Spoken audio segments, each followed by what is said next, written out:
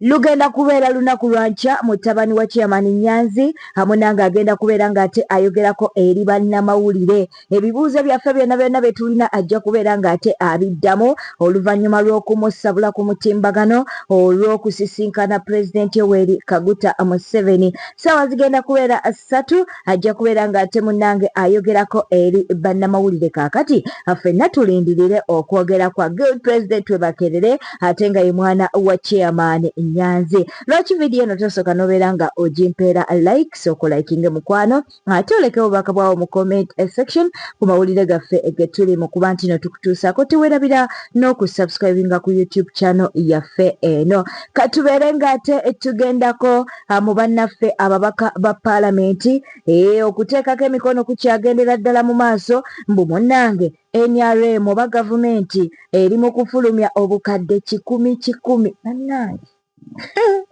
Gavumenti eno erina ssente obukadde 100 okitegera. Kaakati aba opposition munange babagambye bateekeko emikono ababakakasa nti ssente ezo tebagenda kuzifuna era tebajja zikkiriza era banaba bazibawadde oba nga bazitadde ku akawunti zaabwe bajja kubeera ng'ate bazizaayo. Tufunyewo signature 30 olwaleero ez'ababaka abavuddeyo ne bagamba tebatutte ssente tebagenda zitwala era bakivumirira ekyokugaba ssente zino. 3 just mu ddakiika 10 basayininze ababaka 3 wano waliwo actually bali ababaka 3 mu 31 so far. But, yeah, it is 31 members have signed just instantly and these are so far that have signed, but they've just signed now and it's a tremendous achievement. We hope by end of day, by Monday, more and more will sign. All caucus about 111. Yes, about 111. Thank you. And Office of the Leader of Opposition in Parliament of Uganda, resolution on 10th April 2025. We, the undersigned members of Parliament in the opposition in Parliament of Uganda, are aware of the ongoing payment in cash secrecy of Uganda shillings 100 million to all NRM MPs, some MPs in opposition and independents in Parliament. Deeply concerned by the alarming and unprecedented levels of corruption, abuse of authority to the detriment of Ugandans. Now, therefore, resolve as follows. We condemn the gift of 100 million paid out of classified budget of State House. Reject the gift of 100 with all contempt it deserves. Challenge the President to follow up on the payments and release with the proof the list of MPs paid, but also recover the balance from the person paying. Because there is a possibility the person paying may take our money who have not picked and not return it to the giver. So if we gave 400 and some 500 and what's our number? 529. There are these undersigned who have not received. So those who are giving return the balance to the sender. So 4, challenge the IGG to swing into action to recover all the payments and prosecute the culprits. So we are going to sign. I will start myself. No, I will leave the number 1 for the lob.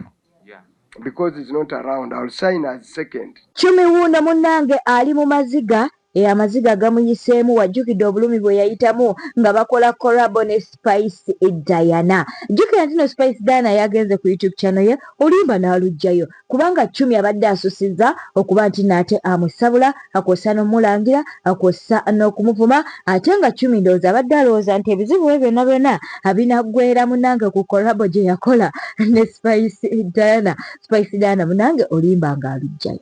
Kaakati Chumi agenze munange ku mutimbagano gwe ogwa TikTok n'abeera ng'ate ateekayo obubaka buno.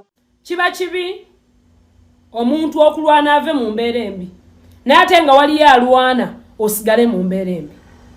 Wabukeredde ku makya ga leero spicediana nga dilitinze remix ya gwokutesong ku YouTube.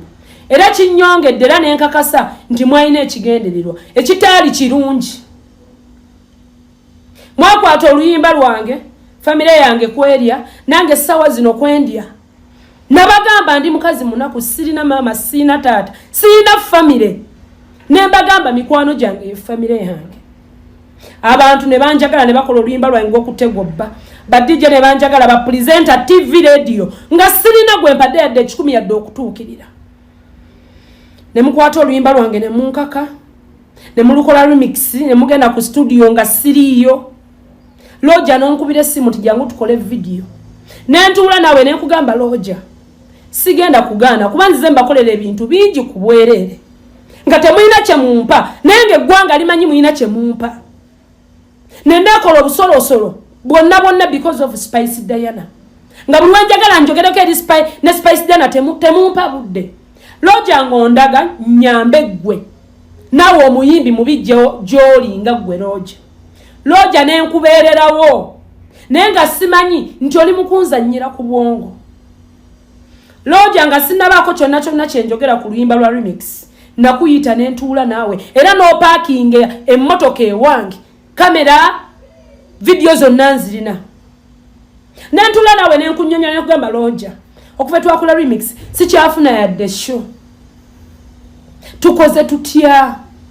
Omuyimbi atrendinze muwadde amasannyalaze banali shootinga video ne spice yangamba Chumi onyambye maze banga bati ne mweditinga nonye engeri gyenkomawo mu bantu sigiraba neze nga sibitwala ng'ebyo omuwendo kozinze nzengo obulamu bwange sibutwala serious. Loja nentula nawe nokugamba Loja ndi mukazi munaku family yange eri yakunze nyina bembezaawo nange njagala nnyimirirewo nga Chumi netu eyambe mu ngeri bweti ne bweti. Nekugamba Loja nsaba oyite omuyimbi ntuleko naye tuwogere. Loja tewaleeta spice bw'otamuleta nakkubira ng'omblokinze nenkubira Diana nga takwata nembeera waawo nenkubira ku bakyali bammwe bemmanyi ab'oku lusegere babanfunire babakubira mwagaana okubawa obudde. Loja musobola okusasulira oluyimba lwange. Loja musobola okusasulira obudde bwange. Inze kati essaawa zino munfudde omubi Chumi ayogera nnyo Spice si muganda wo baganda bange mbamanyi ekika kyange nkimanyi nzize mbabeererawo buli wamufuna obutakkaanya n'omuntu mukubira nze gundi olabye kyatukoze katukola bwoti ne bwoti nzize nvuma abantu ku lwammwe nekino ngenda kukibagamba nze okutandika okuyimba natandika okuyimba nga njagala kwesonyiwa bintu byammwe era nenyimba era ne mudda mu bintu byange. Tuli bantu bakulu Loja music industry ogimanyi Diana ogimanyi temukomye ku olwo nemupitanga mu bifo gye sitalina programu nammwe nemutandika okundabisizaayo abantu bye batamanyi ssaawa zino nemunfuula omusiru nemunfuula kataala ku luyimba olwange ku masannyalaze agange nze mwampa masannyalaze ki wanabitex najja n'avayo n'ayogera nemuŋŋambe byabitex tebitwala nnyo yogera bwoti ne bwoti Loja nondaga nti omuyimbi wo mubi ebbanga lyonna Loja nga nkolera Diana ozondaga Diana mubi nnyo ngondaga nawe tolina kyakkola nenkubeererawo nga Loja nempuliriza ky'oŋŋambye n'ate essaawa zino munfudde kataala munfudde omusiru wano twali mukusaga nga ngamba emotoka yange birthday yaye etuuse Diana baako kyogula Lojja no ngamba mugamba akugulira emipiira nzira lisina kye musabi nenzia ne mugada Diana ngulira emipiira era ne mugula emipiira emitwalo 6 sijisanga nako emipiira wejiri ne muli babi nnyo nga je nkomeza kiba kibi okubanga omuntu omuyina mu essuubi nga yetali kuyinamu kiba kibi Diana wano ebansiba toyina kye wanyamba nga Chumi ebbanga lyenkubeereddewo wano bwe nategeka mo Steve show wangamba sisobola kuyimbira kwa yo stage eringe ya church byonna nga bijja binnuma naye nga ngumanga nsirika lwaki muli bantu babi ate nga mwagala abantu babalaga ekifaananyi ekirungi kati nsaba bekikwatako bonna batuule nange munsasule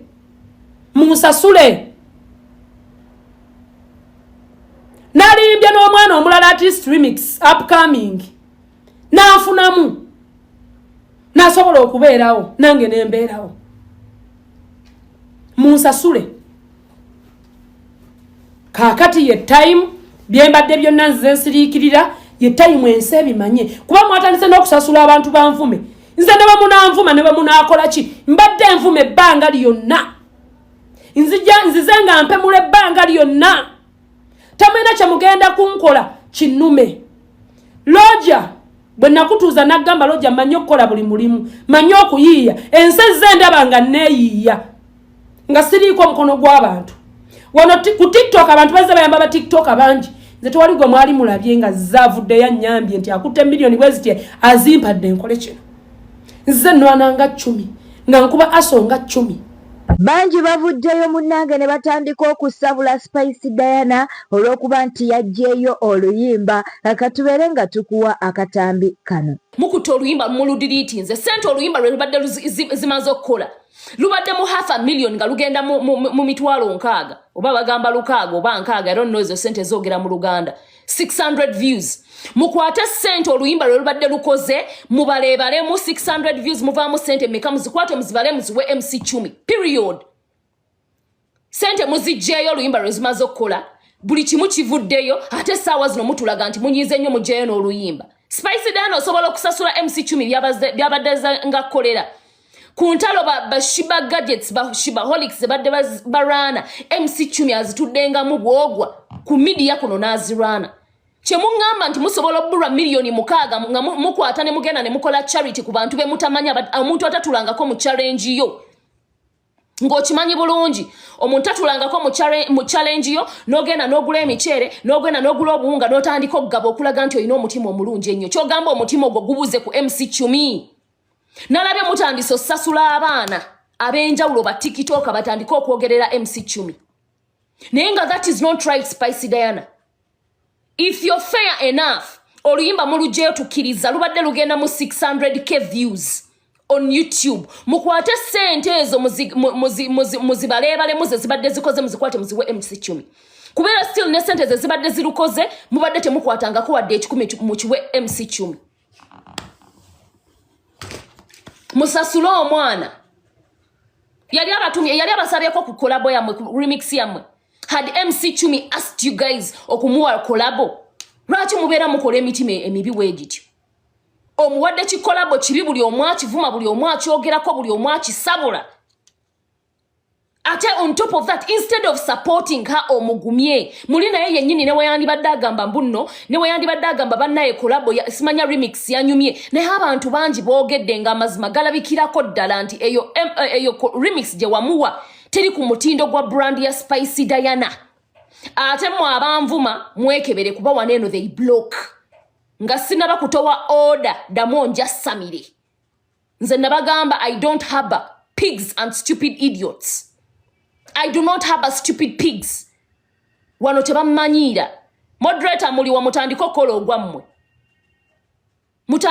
ogwammwe I don't deal with stupid idiots nze ndi kuba siru mulowooza nti ngenda kuyimba enkya ntandika onoonya following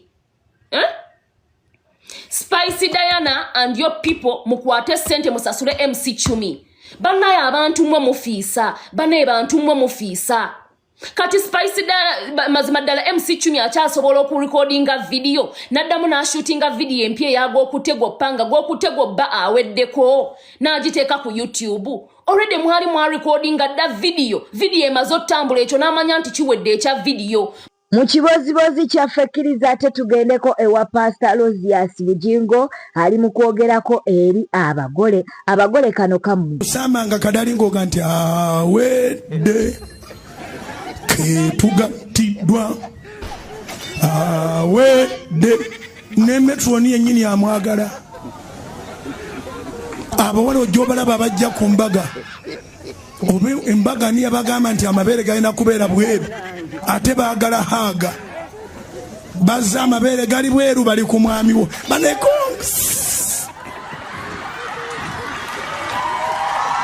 bwetweyongerayo munange Palaso avuddeyo n'ayanukula maama wa Fiki Gaza. Ajjukira nti maama wa Fiki Gaza yavuddeyo n'alyoka agamba nti Palaso yali emabega w'okusibibwa kwa mutabani we era n'amusaba nti Bambi amuyambe omwana we amuggyeko emisango asobole okuteebwa. Kaakati Palaso azzeemu maama wa Fiki Gaza. Nalabye omukyala maama w'omuyimbi omu ng'avuddeyo aŋŋamba Palaso. Oh mama wange omulungi nkwagala nnyo. Nenjagala okubuulira mama.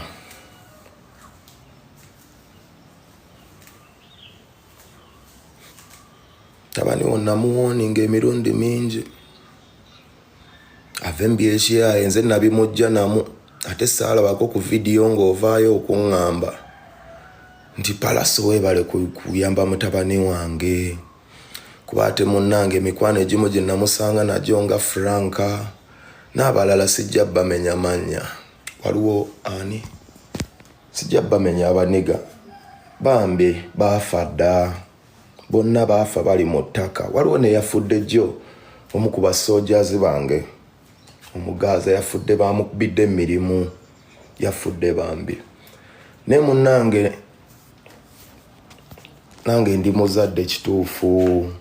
Munnange oli muzadde saagala kuzunza. Newe natunulidde ku mwana oyo alina waya mu mannyo w'ewakiso. Ennaku n'enkwata. Nga simanyi kyakugamba. Kale nno munnange, maama munnange nkwagala nnyo ate nkuwa ekitiibwa. Naye munnange omwana we yagamba akyali mwana muto, ye muto wabulamu omukuza teyakuta bbeere. So tumwongere omukuza, twagezaako omukuza abamu naye akaluba bimusanyusa si byangu byakumanya. Naye munnange nga maama nsonyiwa naye njagala okugamba nti nze Wakiso si gye mbeera, owe Wakiso mulala. Bwete tambudde obadde mulabi mulungi walekwekumira ku Newspark channel. Kasita ofuna notification otegera butegeezi nti ate tulina amawulire agetukuleetedde. Beera bulungi, weraba.